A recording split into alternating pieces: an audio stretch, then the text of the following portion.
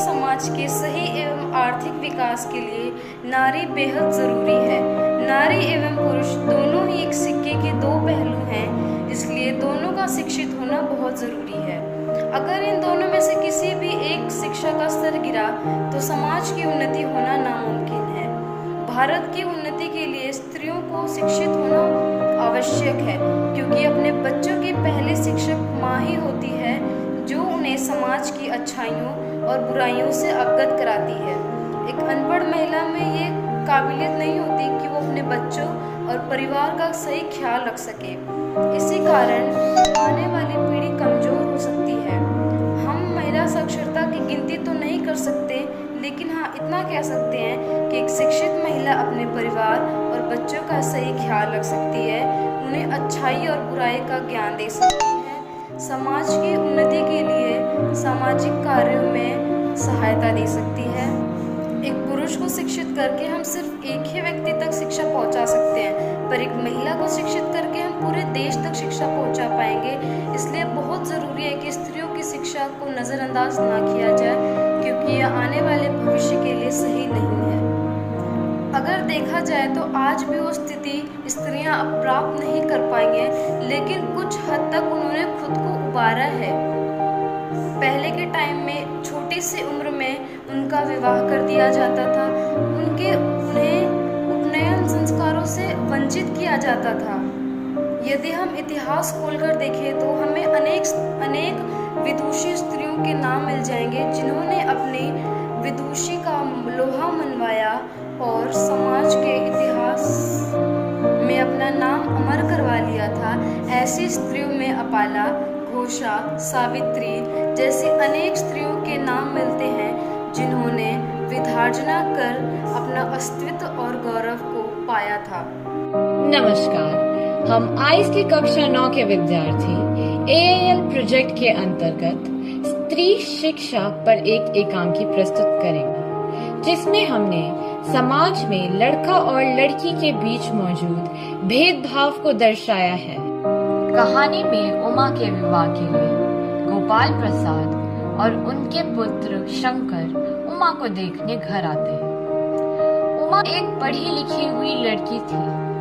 उमा के पिता राम स्वरूप अपनी बेटी की उच्च शिक्षा को छिपाते हैं। जब उमा सबके सामने आती है तो गोपाल हैरान हो जाते हैं। उमा लड़कियों को भेड़ बकरी समझने वाले गोपाल को खूब सुनाते हैं और उनके बेटे शंकर का लड़कियों के छात्रावास के चक्कर काटने की आदत के बारे में सबको बता देती हैं। गोपाल यह सब सुनकर हैरान रह जाते हैं। ऐसे ही नाटक खत्म हो जाता है। तो आइए नाटक प्रस्तुति देखते हैं। बे धीरे धीरे चल, अब तख्त को उधर मोड़ दे। बस बस। बिछादू साहब। और क्या करेगा, जब परमात्मा के यहाँ अकल बट रही थी तो देर से पहुंचा था क्या? बिछा दूं साहब। और ये पसीना किस लिए बहाया है? अबे हंसता क्यों है? हमने भी अपनी जवानी में खूब कसरतें की हैं। कल से नहाता था लोटो की तरह। ये तख्त क्या चीज है? अब उसे सीधा कर, यूं। हाँ बस। और जा बहू जी से इसके ऊपर बिछाने के लिए दरी मांग ला, और चद्दर भी, जो कल धोबी के यहाँ से आई थी वही। मैं कहती हूँ तुम्हें इस वक्त धोती की क्या जरूरत पड़ गई? एक तो वैसे ही जल्दी जल्दी में। धोती? हाँ, अभी तो बदल कर आए हो और फिर न जाने किस लिए। लेकिन तुमसे धोती मांगी किसने? यही तो कह रहा था रतन। क्यों बे रतन, तेरे कानों में डांट लगी है क्या? मैंने कहा था धोबी के यहाँ से जो चद्दर आई है उसे मांग ला, अब तेरे लिए दूसरा दिमाग कहाँ से लाऊं, उल्लू कहीं का। जा पूजा वाली कोठरी में लकड़ी के बक्स के ऊपर धुले हुए कपड़े रखे हैं ना, उन्हीं में से एक चद्दर उठा ला। और दरी? दरी यही तो रखी है कोने में, वह पड़ी तो है। और बाबा जी के कमरे में से हारमोनियम भी उठा ला, और सितार भी। जल्दी जा। लेकिन वह तुम्हारी लाडली बेटी तो मुंह फुलाए पड़ी है। मुंह फुलाए? और तुम उसकी माँ हो, किस मर्ज की दवा हो? जैसे तैसे तो वह लोग पकड़ में आए हैं। अब तुम्हारी बेवकूफ़ी से सारी मेहनत बेकार जाए तो बाद में मुझे दोष मत देना। तो मैं ही क्या करूँ, सारे जतन करके तो हार गई। तुमने उसे पढ़ा लिखा कर इतना सिर पर चढ़ा रखा है। मेरी समझ में तो ये पढ़ाई लिखाई के जंजाल आते नहीं। अपना ज़माना अच्छा था, आई पढ़ ली, गिनती सीख ली, और बहुत हुआ तो स्त्री सुबोधनी पढ़ ली। सच पूछो तो स्त्री सुबोधनी में ऐसी ऐसी बातें लिखी हैं, ऐसी बातें कि क्या तुम्हारी BA MA की पढ़ाई होगी। और आजकल के तो लक्षण ही अनोखे हैं। ग्रामोफोन बाजा होता है ना, 2 तरह का होता है।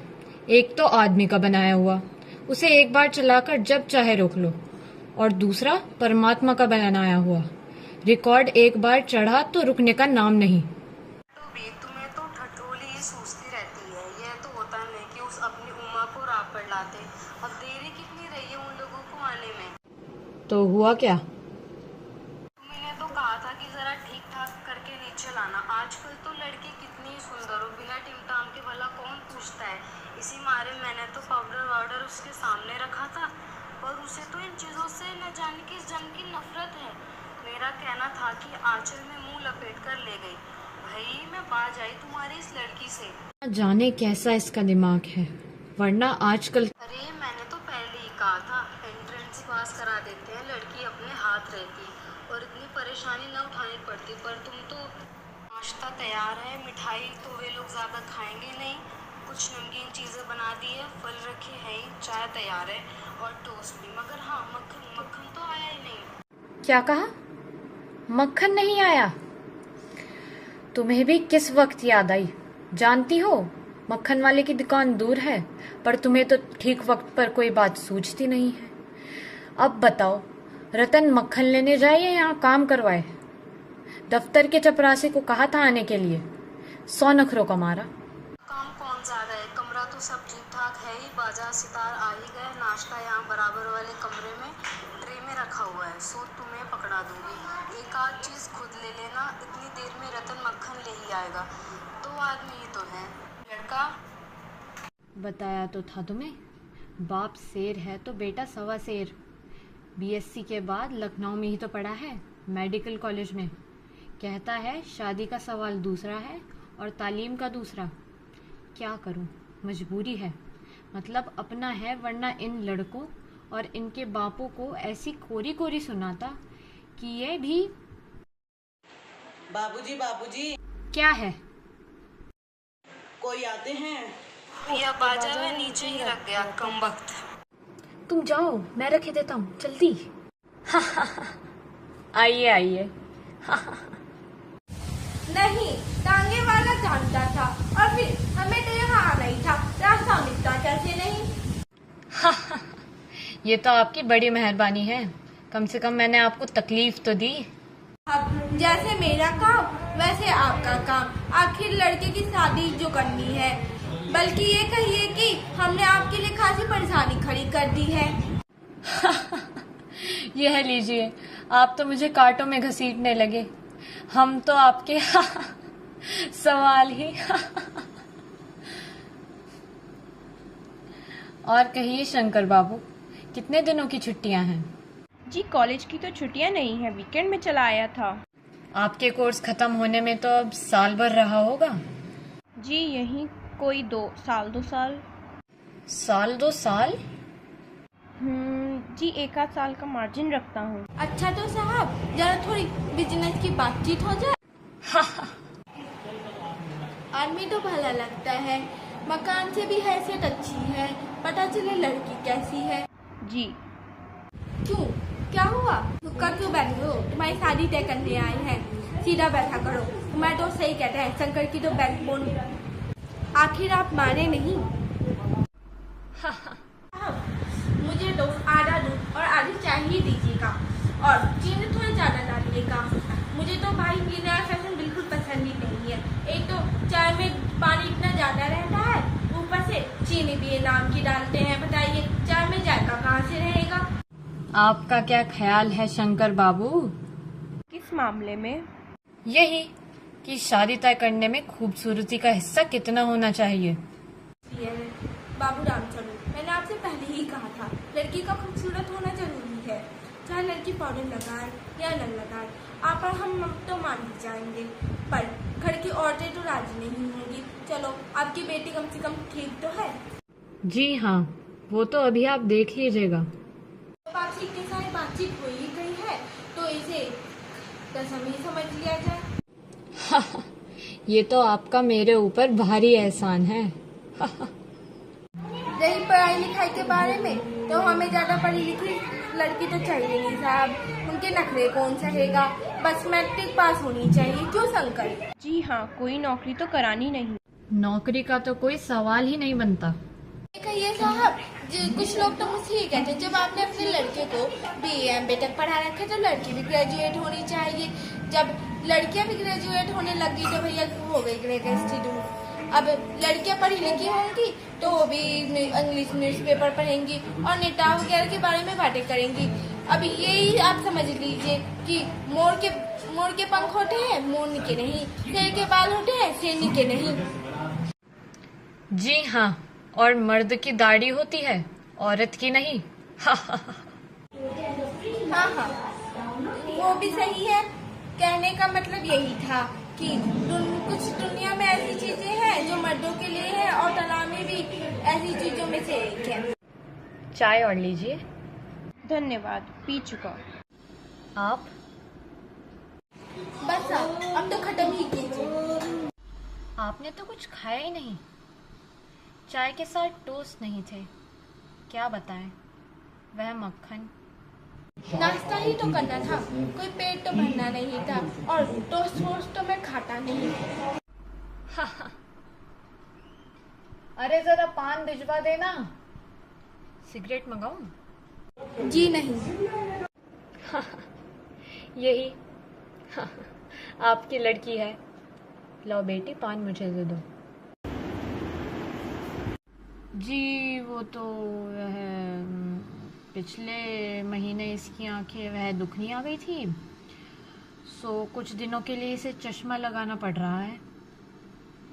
पढ़ाई की वजह से तो नहीं है कुछ? नहीं साहब, वह तो मैंने अर्ज किया ना। बैठो बेटी। वहाँ बैठ जाओ उमा, उस तख्त पर, अपने बाजे वाजे के पास।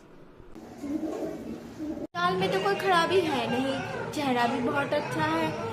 बेटी कुछ गाना बजाना वगैरह आता है तुम्हें? जी हाँ, सितार भी और बाजा भी। अरे उमा, सुनाओ तो एक आध गीत अपने सितार के साथ।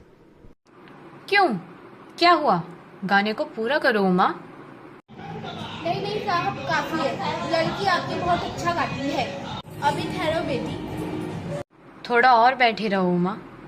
तो तुम्हें बेटी पेंटिंग वेंटिंग भी आती है? हाँ, वह तो मैं आपको बताना ही भूल गया।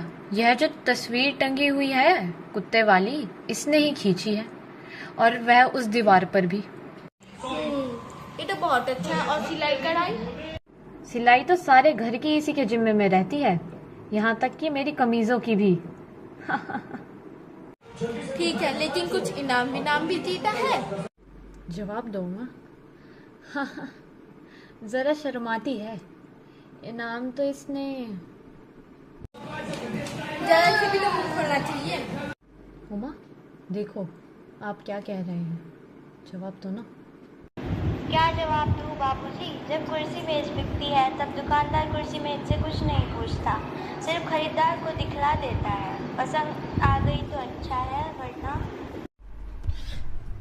उमा, उमा, अब मुझे कह लेने दीजिए बाबूजी। ये जो महाशय मेरे खरीदार बनकर आए हैं, इनसे जरा पूछिए कि क्या लड़कियों के दिल नहीं होता, क्या उनके चोट नहीं लगती, क्या बेबस भेड़ बकरियां हैं जिन्हें कसाई अच्छी तरह देखभाल कर।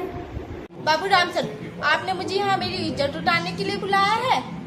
जी हाँ, और हमारी बेइज्जती नहीं होती जो आप इतनी देर से नाप तोल कर रहे हैं, और जरा अपने इन साहबजादे से पूछिए कि अभी पिछली फरवरी में ये लड़कियों के हॉस्टल के इर्द गिर्द क्यों घूम रहे थे और वहाँ से कैसे भगाए गए थे। बाबूजी चलिए। क्योंकि हॉस्टल में? क्या तुम कॉलेज में पढ़ती हो?